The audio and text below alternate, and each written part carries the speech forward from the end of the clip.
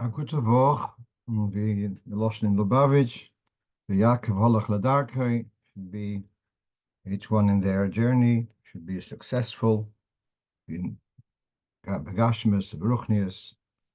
Before going to today's shiur, I just want to share with you, it's Musaf Shabbos, sorry, sitting by the Farbrengen today.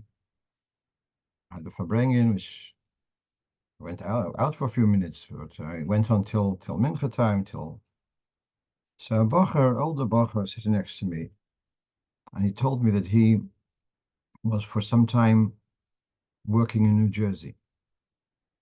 And at the end of work was a security guard who was there in the afternoons, not in the mornings. And end of the work, he says to him, "Good evening, on Erev Tisha B'Av." So the fellow says to him, "I wish you an easy fast." He says, "What do you know about fasting?" He says, "I'm Jewish." He tells him his name, Yehuda Arya. "Would you like to put on tefillin?" The Bekitzer, he started putting on tefillin with him on a regular basis, and then he switched his work from New Jersey to Manhattan, so he lost contact. Meanwhile, some former people, some Polish Chassidim who worked in that place, they kept up putting on tefillin with him, and the club together got him a pair of tefillin. And then this fellow got to know a young lady who was actually from a frum home.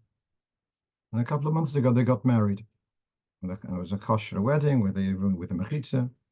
And this is all because of him putting on tefillin with him. That's how it started, his connection to Yiddishkeit. Okay, let's see what we have on our list today. So the first thing we have is about Uminchosim and Niskayim. Now, my apologies to Art Scroll. I spoke about last week. I thought that on haMoed Succos we have each day in Chutzlas we have two sets of korbanos, and we have the passage from Minchosim and Niskayim in between. So I had looked at the Art Scroll. I thought that they didn't have the extra the Minchosim, but I was wrong. It is there. So in Nusach Ashkenaz, you have, they have the korbanos and Minchosim and Niskayim for each of them. In Nusach Sfard, they don't. The Sfard, as in the Oriental original Sfard, they don't say korbanos altogether, and that's because of the risk of you might say the wrong number of korbanos, so it's phased out completely. I think it's just on Shabbos, yes, but not other korbanos. Just say Amor finished. All right. So now what we have on the screen is from the Lavush. This is typical of the Lavush to explore the background of minhagim, nusach, etc. So he says there are those who make a mistake of not saying minchasam between the first and between day 2 and day 3, for example, and they think that once you say minchasam once, it goes for both. He says tos gomoru, according to his opinion, because yom sheni. So then it looks like the first day. If today is to Yom Sheni, there was no mincha and no nesachim associated with it because it's connected with the second one, with the Yom Shlishi. And to say that minchasam kind of applies to both, he finds that difficult to accept. And in addition, it's also nira kashikra. It looks like it's untrue because you're saying minchasam for 2 days. With that one set of menachas is for 2 days. At any rate, this is the earliest source which I could see of why we say Minchasam, but that's across the board to say Minchasam and Niskayim twice, and yet we don't say a separate one for Shabbos, and possibly because it's the Minchasam and Niskayim the first one goes for Shabbos also. That's the one I can suggest. Okay. Before going on to question number 2, just on the title, I had written, if you don't need the printout of the list for Yom Tov, not to print it out on halachic. So myself, I had a dilemma. Are you allowed to do stuff on Yom halachic? You're allowed to do stuff malachas for halachic and for Yom Tov, cooking, etc. are you allowed to do stuff on haMoed for Shabbos, which follows after Yom Tov? So if you could do it on Yom Tov with Be'er Tafshilin, for sure you can do it for the following Shabbos. My dilemma was with what about things which are not food related, like printing out such a list. If I wanted to use this list on Shabbos, am I allowed to print it in the haMoed? Because it's not needed in haMoed, and Erev Tafshilin doesn't work for non-food related stuff in any case. So that was my dilemma. So that's why I suggested if you don't need it for Yom Tov, then don't print it in haMoed. Let's go on to the next question. So here you have those who are following with the screen. You can see what do they call them? Pickup vans. So why are they called pickup vans? I'm not sure exactly. Perhaps it means because you've got a flap which falls down and folds up. Anyway, this is the shliach who contacted me with this picture is asking about a sukkah. He wants to build a sukkah on the back of this pickup van. So he was asking whether the walls of the pickup van rather, will count as walls for the sukkah. So actually, his main question was the rear wall, where you got the window to the cabin, and that's well over 10 tefochim from the inside, from the bed of the bed of the van, of the back of the van. So that's for sure no problem that would count for a wall for the sukkah. But meanwhile, I was thinking about whether the side walls of this pickup van. Now, just let's say on the interior, those walls measure 6 tefochim high. Let's say on the outside they measure, let's say for argument's sake, they measure 10 tefochim. So would that kind of wall count? Where on the inside of the sukkah, it's not 10 tefochim high, but on the outside of the sukkah it has got the required height. Now this is a common lashon you have in Gemara, Shabbos, and Eruvin, gidud chamisha umechitza chamisha. So, for example, if you had a large slab, large plinth, which is 5 tefochim high, so on top of it is not a Rosh Hashanah. If you build a wall of 5 tefochim high on the edges of this plinth, so now inside this, now you created a kind of well. Inside that well is less than 5 tefochim, it's less than 10 tefochim. But on the outside, you have a drop of 10 tefochim. So that's called a Rosh Hashanah. It's also relevant. Sometimes people have their front gardens are higher than the street. So many houses, the front garden has got a wall separating from the street.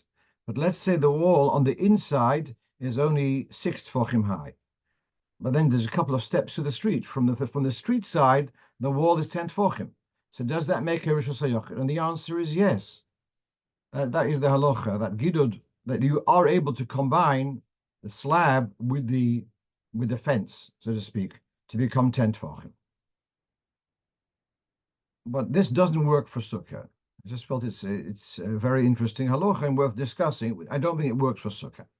In the Gemara, in Gemara's Succah, it talks about a person who, on the top of a roof of a hut, let's say, put up 4 poles, and like a canopy, like a chuppah, and put schach on top. So then the Gemara says, if those poles are inset, not at the edge of the roof, then for sure, no chance, that doesn't count as a sukkah.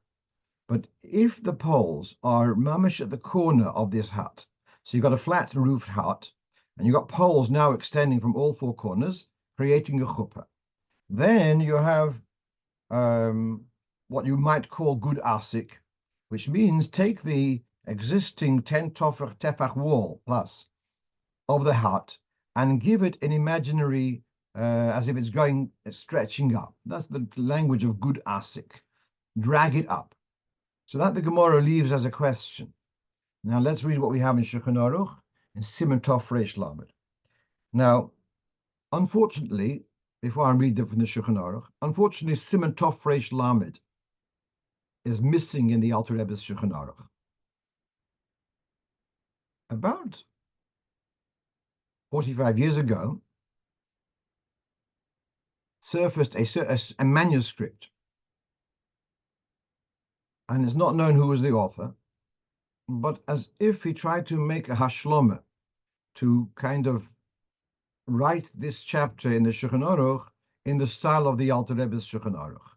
Reb Nechemia Dubrovna did so in several simonim. There's about 5 or 6 simonim which Reb Nechemia Dubrovna tried to make to hashloma, and they are printed in the back of the Shulchan Aruch. In the new edition, they are printed in the back of volume Dalet. This manuscript was published in part in the back of the Tzemach Tzedek Piskei Dinim,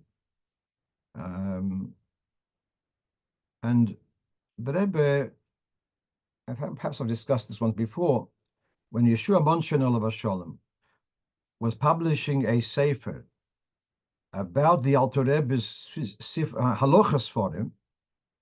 They've got one volume called Torah Chabad, bibliography on the Tanya.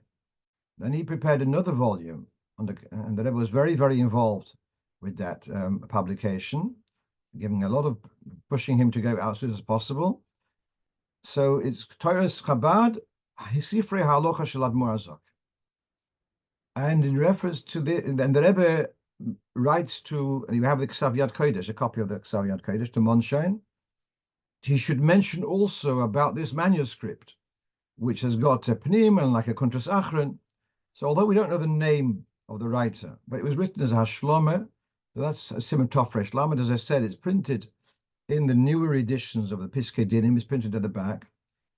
About 5-6 years ago, perhaps a bit more, I tried to work through it, and I was quite disappointed with the deciphering of the Mara Mekomis, etc. And I worked in it, and together with Ingeman, and in the latest sefer, Nesivim Halocho Minig, you have there about 20 pages, this Siman Tov Reish Lamed, which is written in the style of the Alter Rebbe's Shulchan Aruch, but it's from this unknown writer. So, all right. So let's read 2 points in the Alter Rebbe's Shulchan Aruch. Well, one in Shulchan Aruch of the Alter Rebbe, and then we'll go to the Shulchan Aruch in Succah from Rabbi Yosef Kara. So here we have in Siman Shin Samach Beis in Hilchos Eruvin, Tel Shegavoya Heit Tefochim. You have a mound which is 5 tefochim high, as I said, like the slab. And on top of that, you have now extending a wall of 5 tefochim. So now, this now has created the Rishus HaYachid Gemura, because you combine the 2 elements, the slab and the wall, and that uses the principle of good asik. Okay. I'm just going to, before going further, just to remind you, we had a while ago, we had a discussion about sitting in the shul when the Sefer Torah is on the bimah. And if you remember, part of that discussion was that the bimah itself is Rishus HaYachid. So a traditional bimah, which has got solid walls from 4 sides, so it's like that little hut. The bimah is more than 10 tefochim high, and so therefore the top of the bimah is Rishus HaYachid. It has no mechitzas. So the concept of good asik, the vertical mechitzas on the surrounding the bimah, they are given the recognition as if they were projecting upwards. So that's the concept of good asik. So the roof of a slab, which is 10 tefochim, will have a din of Rishus HaYachid, because the vertical sides of that slab, which are 10 tefochim, are seen as if they project upwards. The concept of good asik. I'm going to this arichas to understand why this good asik is essential if we wanted to kasher the sukkah with this on the back of this car. So now let's read the Shulchan Aruch in Hilchos Sukkah Siman Tov Reish Lamed. Noatz arba o kundesim. If you set up 4 poles, vertical poles, whether be'emsa hagag or on the svas hagag, whether they're on the middle of the roof, there's no chance of good asik there, even at the edge of the roof, and you put schach on top, of that canopy is possible. And there are those who say that if the poles are at the edge of the roof, and therefore good asik would project the walls of the house as if they are the walls around the sukkah, then you could rely on good asik mechitzta, and that would be kosher. So now let's go back to our pickup van. So if you'd use the concept of good asik, then possibly, even though inside the pickup truck, with the luggage area doesn't have 10 tefochim, there would be an argument to say that the outside walls, which are 10 tefochim, would count as a mechitza. The Shulchan Aruch says, Yesh Oimrim, so lechatchila certainly we wouldn't rely on that. The Poil, there was one of these parked outside Lubavitch in N16, so I measured how many tefochim it is. It wasn't 10 tefochim in any case. I just found it a fascinating topic, as I said before. The truth is, had the chassis been more low slung, then you would be able to say that less than 3 tefochim under the truck would be filled in because of lavud. But again, as you can see in the picture, quite large wheels, and so it's more than 3 tefochim from the floor. So no, you have to build regular walls. Okay. Right, let's move on. So here's a shaila, which someone contacted me during Succos, and he was asking about a person who has a paralysis, stroke, which has paralyzed his right hand, and he was asking about holding the lulav and the esrog, which hand to hold. The truth is, by the lulav and the esrog, I didn't feel it's such a big deal. Yeah, your yotz lulav and esrog, if you pick it up with the left hand also. Question is, l'chatchila, you put the lulav in the right hand and the esrog in the left hand.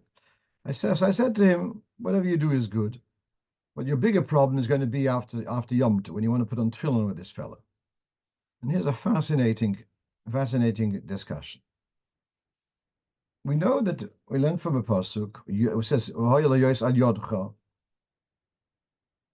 and one time it's written, Yodcha is written with a hey, and therefore it's understood as Yad Keh. The tefillin should be put on the weaker hand.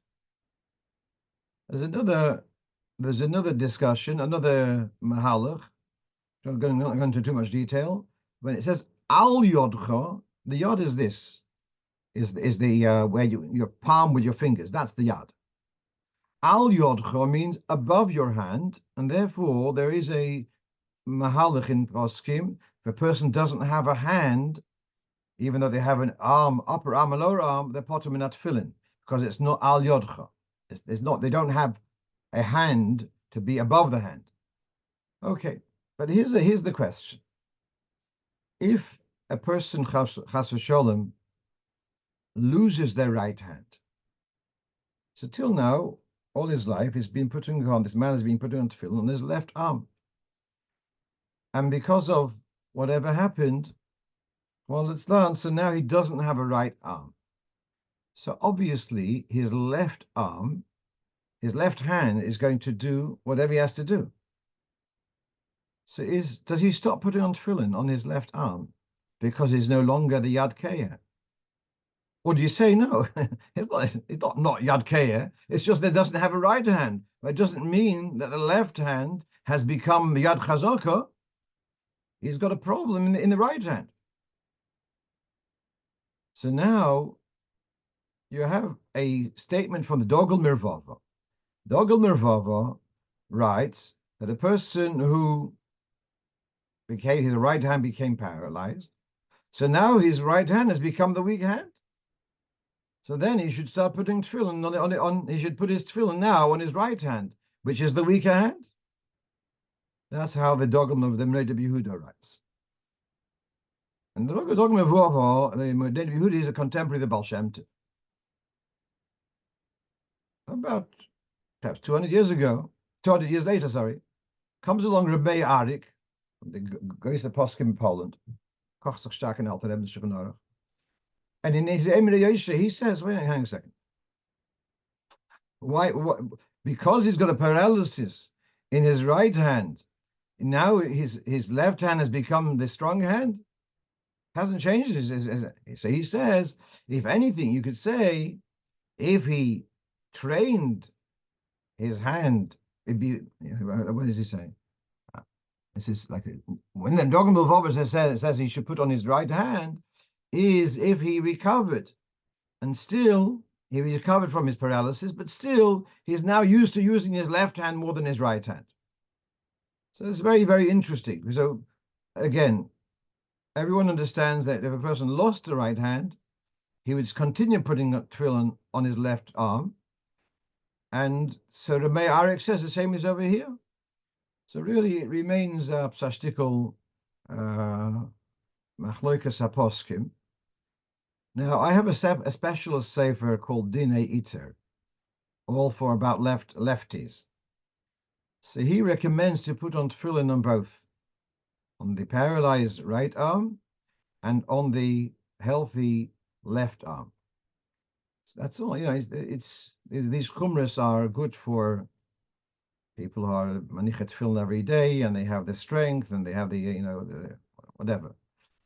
Certainly, when it comes to mifsoim and that kind of stuff, you can't start saying, oh, you have to put on both hands. I don't think it's a reasonable thing.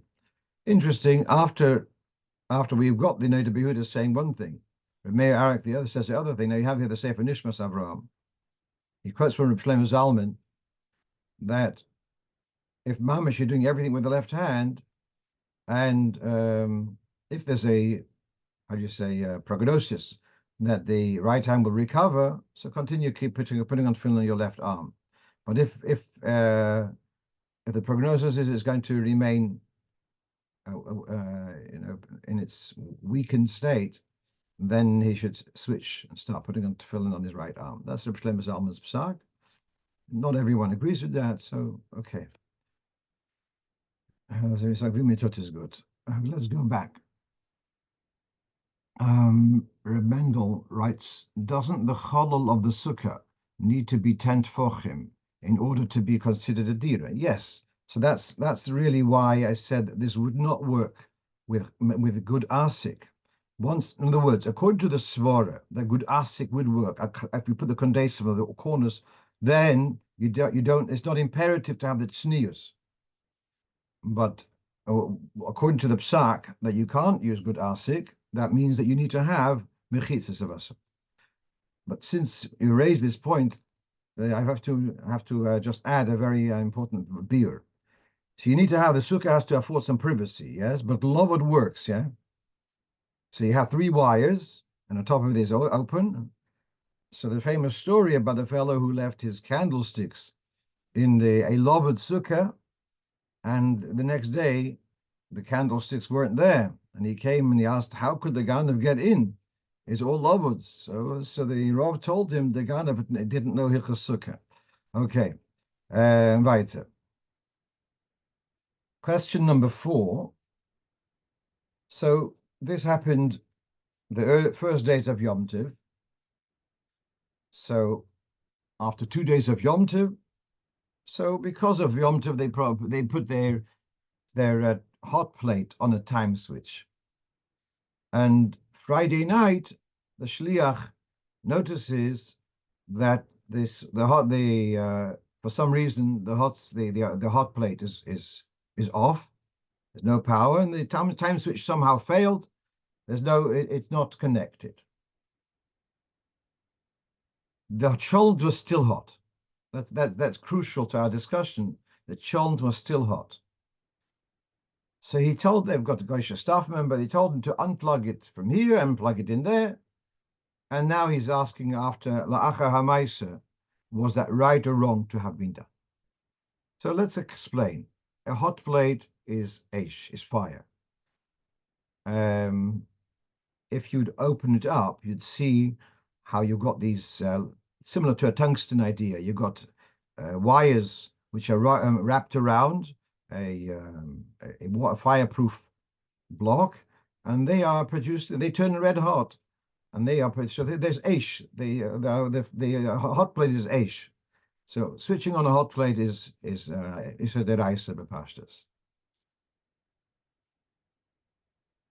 Now, although we have a heter of amira lenochri to turn on the heating, we don't have a heter of amira lenochri for hot food. So to turn on that hot plate, ask a guy to switch on the hot plate so that there should be a hot cholent. I know somewhere in Europe, in a cold place, they won't have hot food for Shabbos lunch, but that Mamiru Lenochri is not justified. If, however, amongst the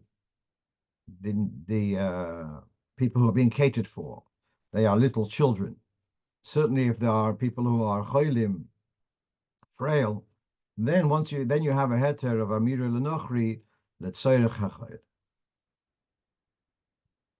So now comes the next thing.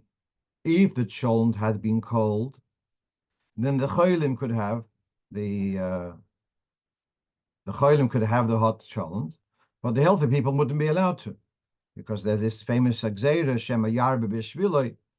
You're not allowed to ask. You're not allowed to have, even if you cook boiled water, a guy's boiled water or soup for a choile, a healthy person is not allowed to.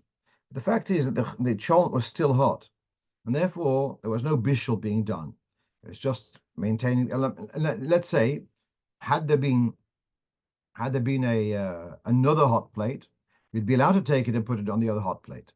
Had there been, or then in a Hamish area, if you have an eruv, you could so you'd be able to take your cholent and put it in your next door neighbor's hot plate until tomorrow if they have space, etc. So there's no bishul there, and that's why the rest of the community were able to enjoy that cholent if there were justified beneficiaries of the cholent, as in little children or chaylim. Now, actually, someone came over to me today at the Fabrengen and said that their Shabbos urn is almost empty, and they have little children in the house, and they need to sterilize the bottles and to make whatever it may be. So I said, you can ask a guy to add water, but the water may only be used for the little children, for their benefit, but the adults mustn't have benefit of that water. But that's the point which I just said now. It just came up this afternoon. Right. So now comes one of these less usual shilas. If a person's wearing a flag, which has become a new fashion, people are wearing flags at rallies. So someone comes up with a shilah, does it need to have does it require tzitzis?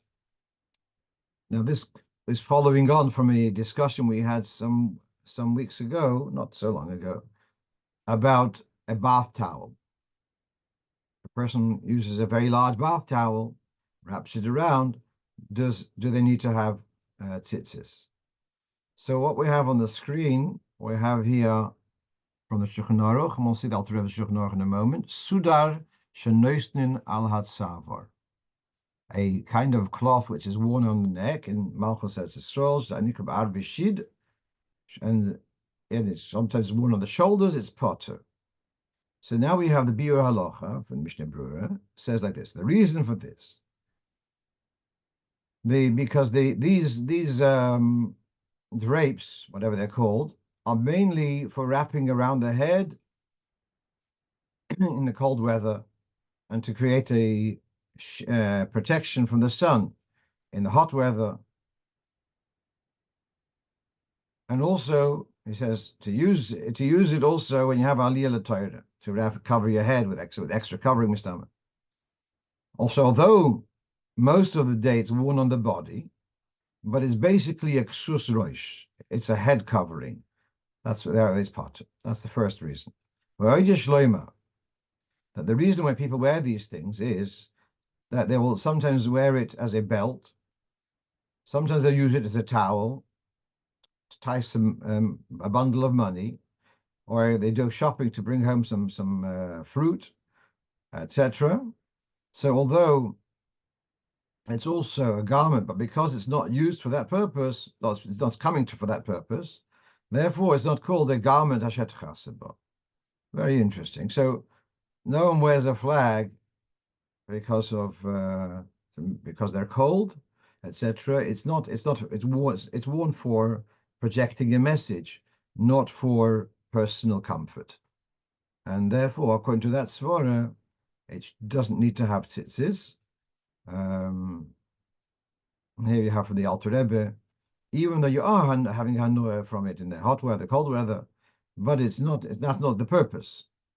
And therefore, that's okay. Now, just to go back, we had that story with the Rebbe Rashab, where he's putting on a sheet before his haircut that the hair shouldn't dirty his shirt, etc.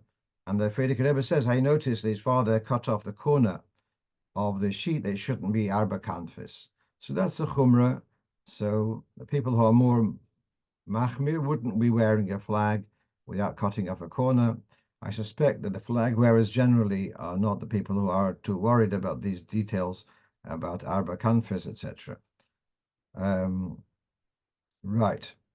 So now we're on for question number 6. So I don't have a slide about that.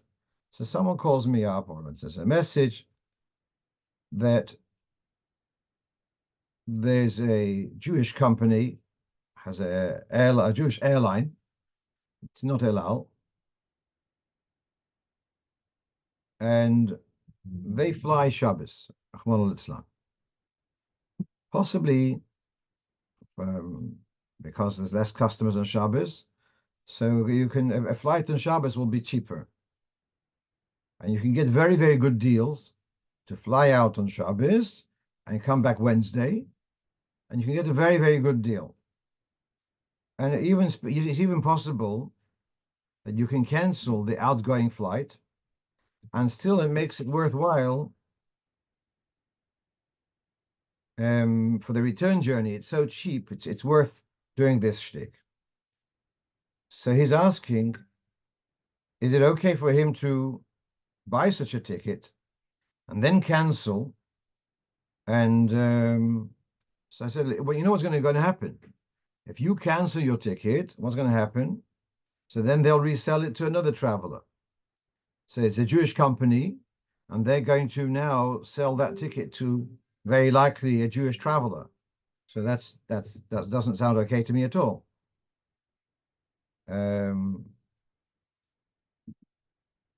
So I didn't think it was advisable to do such a thing because you are enabling someone to travel on Shabbos.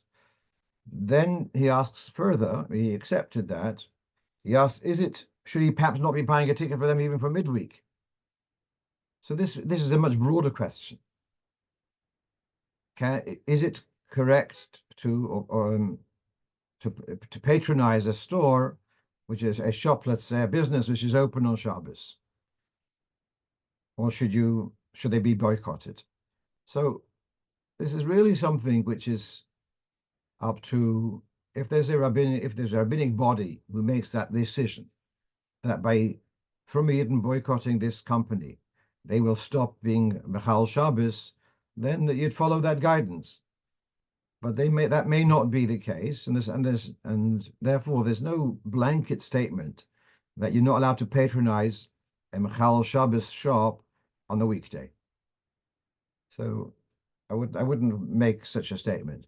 I once heard a shiur from the outgoing Sfardish Rishon LeZion, Rov Yitzchok Raskin, and he was talking about paper, and he talked about the process of producing paper and how it's a long process, and it would sometimes it would have to go over a Shabbos also.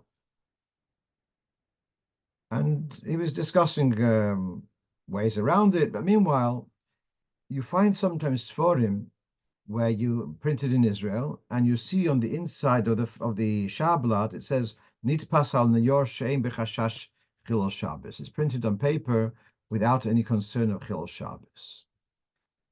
So Rav Yosef, he says he's printed many very good Sforim, and the producers of this paper approached him that he should buy paper from them, and he should write in the Sefer Nitpas al Nayor Shein B'Chashash Chilul Shabbos. And he said, I'm happy to buy the paper from you, but I cannot put in that statement of nitpas an yav shem b'chil Shabbos, because that would be in effect me paskening that paper produced by the other companies is osur, and the way he presented it, that the paper is permitted to be used, and therefore he wasn't ready to put in to promote this that the paper is osur. So. Right. Let's. Someone asks about a scarf with tzitzis. A scarf is only basically around your neck. Therefore, it doesn't need tzitzis. Tzitzis is a beggar which covers the body, the large part of the body. Right. Let's go on to. So we've just come from 3 days Yom Tov, and we've discussed a little bit about the worry about leaving electrical appliances on for 3 days. People worried about the cost. Of course, I think I said last time, it's not your cheshbon, it's the Eibishter's cheshbon, because the costs of Shabbos and Yom Tov are the Eibishter bears the cost, so you don't have to worry about it. But meanwhile, people are concerned. Also, it might can't last for 3 days. Because someone's asking, can they ask a guy to switch on the crock pot on Friday morning? So they're asking a shilos chacham on a Friday morning. So like this, you put the cholent in the crock pot on Friday morning. So by the time it comes Shabbos, it'll be rola achila. So from the respect of the Eid of Tafshilin, it's in good time. Here's the question: can you ask a guy to switch on a crock pot? So let's explain. What's the question? To turn on electricity is creating a fire. On Shabbos, to create a fire is Issa Deraisa. On Yom Tov, to ignite a fire, on Yom Tov we're allowed to light a fire, but we are from an existing flame. To ignite a fire is Issa Moiled, Issa Drabana. So to ask a goy to switch on the crock pot would be asking a guy to do Issa Drabana. So you have shvuz the shvuz, and tzarech mitzvah, tzarech Shabbos. I can see where they're coming from. So this is a chiddush of the Alter Rebbe, which you have here on the screen from the Alter Rebbe Shulchan Aruch, Simin Shin Gimel. It's a passing comment. It's talking about braiding hair, and the Taz had talked about having you're not allowed to braid hair on Shabbos, boine, you're not allowed to unplait it, also soise. And the Taz had mentioned something, possibly you could ask a guy to do it, because of shvus dishvus. A woman would, if she'd need to unplait her hair, she could ask a guy to do this. So here the Alter Rebbe says the following. This is interesting. It's a Kedusha Achron, very important halacha. You can't plan, you're not allowed to plan, oh, I'll rely on shvus dishvus. That's a b'di'evet situation. Then, so if someone asks, can I ask a goy to strike a match that I should be able to light candles the second night of Yom Tov, or for Shabbos? So the halacha is lechatchila. You prepare, if you don't have a gas flame, if you have an electric flame. So lechatchila, you prepare a yortzeit candle. If that yortzeit candle went out, and you want to bench licht, you need to have a flame. So you can ask a guy to strike a match, so that you should be able to light on Yom Tov, yeah? Because of shvuz dishvuz, l'tzarech mitzvah. But you cannot rely on that. So why should I bother? Why should I bother having a yortzeit candle? Just ask Catherine to strike a match for me. So that's not okay. So we cannot plan to rely on shvuz dishvuz. That's only b'di'evet. I want to just throw in that for setting a table, so it's very clear in Hilchos the dinim of Simchas Torah, that the shkiddush for Simchas Torah by night mustn't be set up on Shmini Atzeres afternoon. This is written there. The Halichos Gdola in the Sekalim or the Taz. You cannot prepare on Shmini Atzeres for Shmini by night, which is Simchas Torah, because it's Yom Tov Rishon, Yom Tov Shein. And yet, we're not here with the Beis Chabad. You're having a second night Seder, and they're having 80 people, whatever. To say that they have to wait after Nacht and then start setting up the tables, it's something which is very, very impractical. As it is, it's late, and they'll lose the people. And they don't. If they have another hall, which they could set up for the second Seder in another inner hall, which from before Yom Tov, they have to do that. But if the only facility they have is this room, which they've using for other thing, and the first that was used, they have to set up. The only time they can set up is on Yom Tov Rishon for Yom Tov Sheni. So b'shas Chag, we use the same rules as b'di'evet. So b'shas Chag, you can rely on shvus l'tzerich mitzvah. But certainly in a that's in your own home, where you wouldn't rely on this shvus l'tzerich mitzvah. You wait till Nacht, and then you start preparing for your second night Seder or for the Kiddush, etc., as it is in Shulchan Aruch. Right, let's move on. Can we, so this is a shliach asked a question, can we give out children sparklers? I didn't know they're legal, but I remember as a kid, people used to have these sparklers, and they very exciting, yeah? Could they give them on Simchas Torah? Could they give out sparklers? And they go around with a yortzeit candle, and the kids could light their sparklers, and then this is ein Freilach. So the immediate response is no, that's not okay, and it's worth discussing this. So this you have on the screen from Simon Tovkov Yud Daled. Yesh limchais beyad, one should object that which the haMoed, the less educated people, on Simchas Torah, they're making a fire with mini neft, which is interesting, calls it neft, kind of neft is, we think, is paraffin. Cholent pulver, which pulver is powder, in other words, a kind of gunpowder. They're doing this that there should be entertainment for Yom Tov.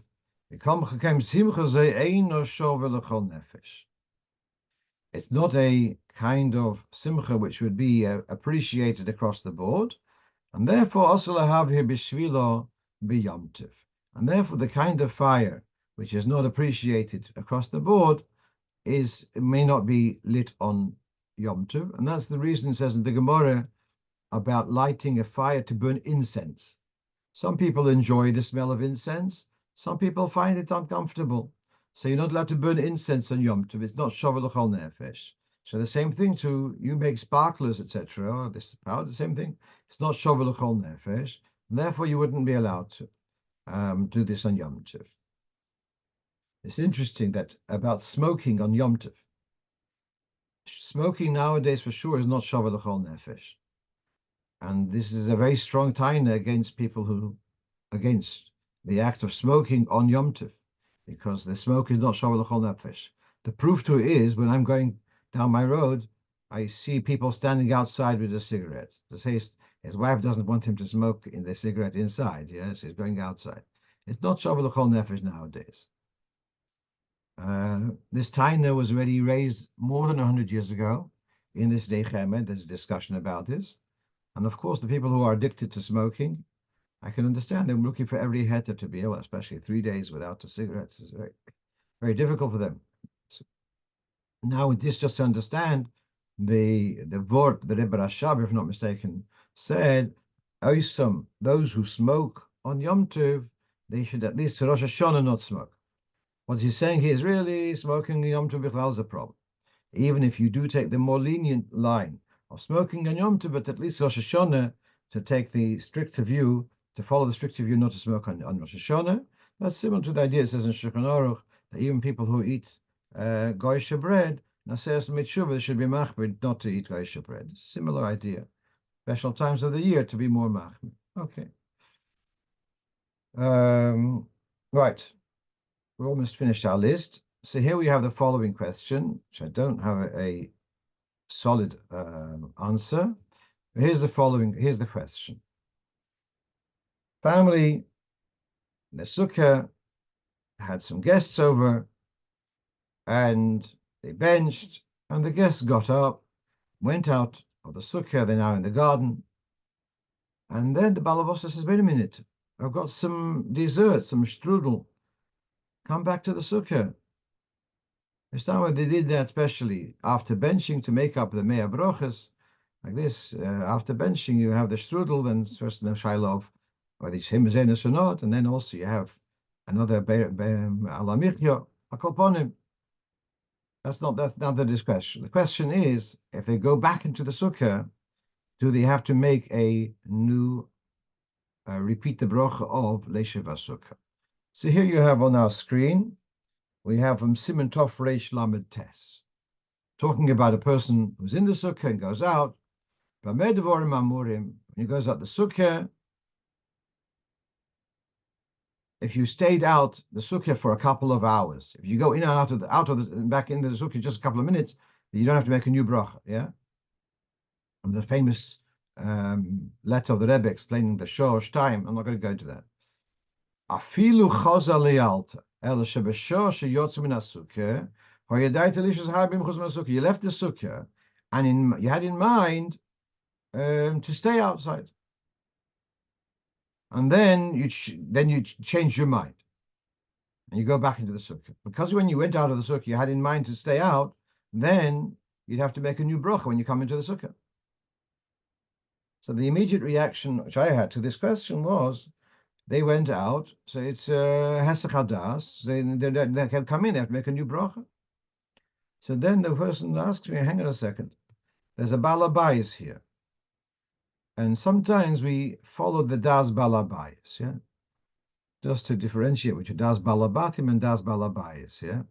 So you have here on the screen, we have from Birchas Hanenin, Peirik Hey, Halocho Zay. We're sitting at a meal, and the Baal Suda says, let's bench. Okay, that's the end. And if they're not allowed to drink further without a brocha, unless someone objected.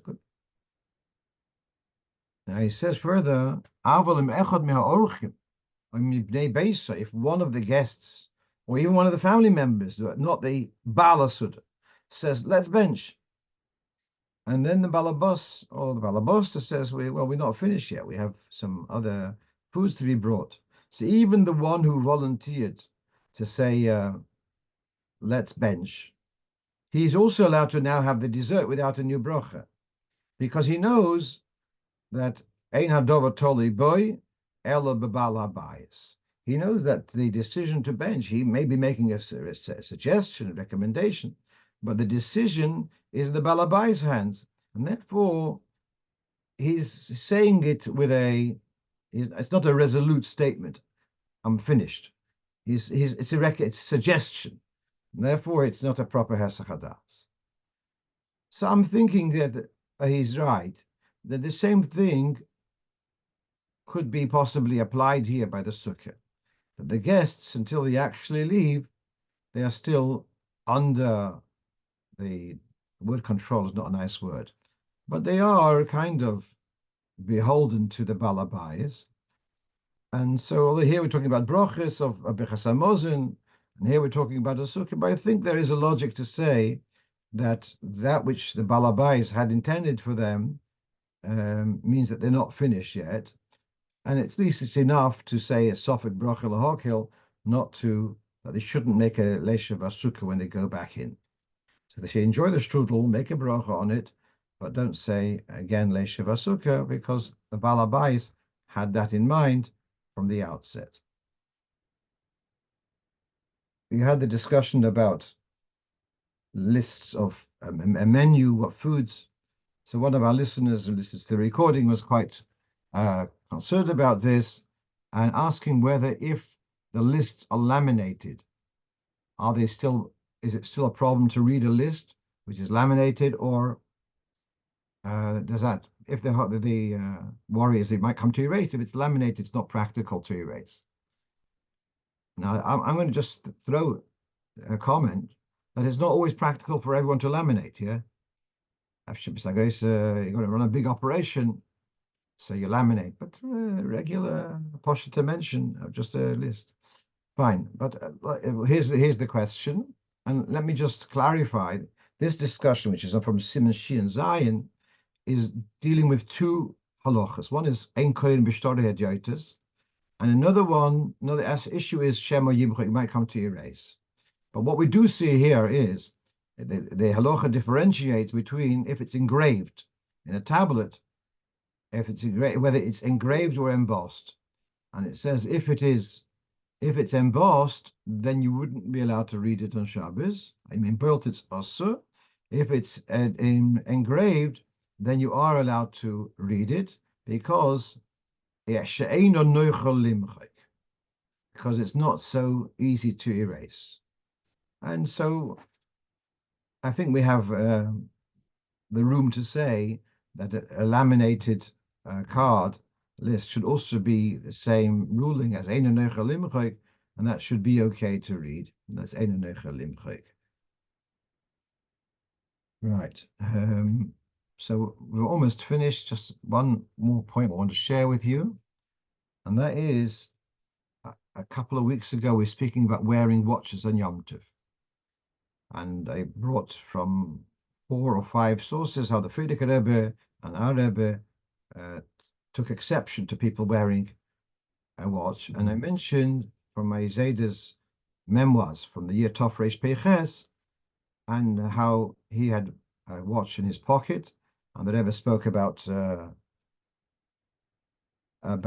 wearing a watch, and he was very embarrassed that he had a watch in his pocket. That I got from one source, and now someone sent me a different version of my Zayda's memoirs, which he told over and to a couple of his grandchildren. Again, it's the same Zayda. That fact is the same. It's the same also that is Simchas Torah Leningrad, Tov Reish Peiches. My Zayda was standing right in the front line, kind of near the front, and he had a not in his pocket, but he had it on his wrist. And at some point, apparently, he raised his hands, and his watch became visible.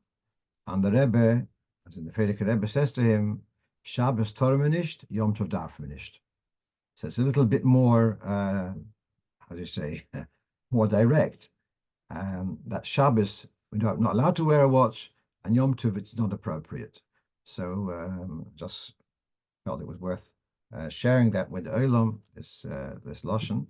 And on by the Farbrengens over Yom Tov, I told over this story a little bit and explaining there's a level of Torah Menisht and there's another level of Darf Menisht. I want to just finish off. I told over by the Farbrengen when I was just about Bar Mitzvah. So it was just before Purim, we were learning our Melamed was Rabbi Chaikin's all sein gesund. So there was a few of us, and we decided, you know what, to learn the Megillah, the whole Megillah is daunting. How about we distribute? One will do the first page, one will do the second page, we'll do a Chalukah.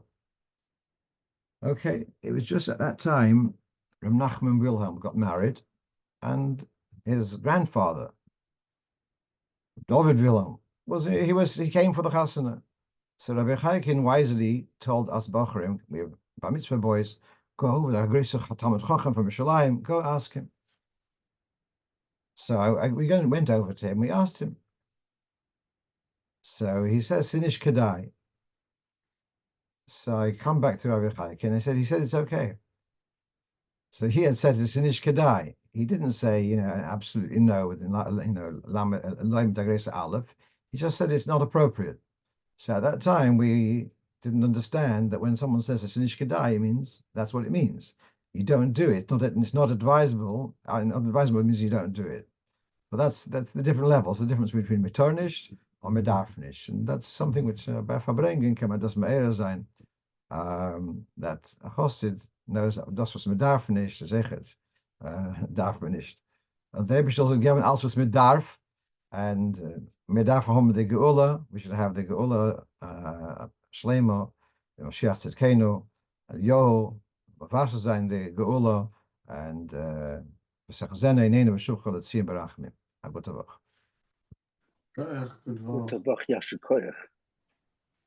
Good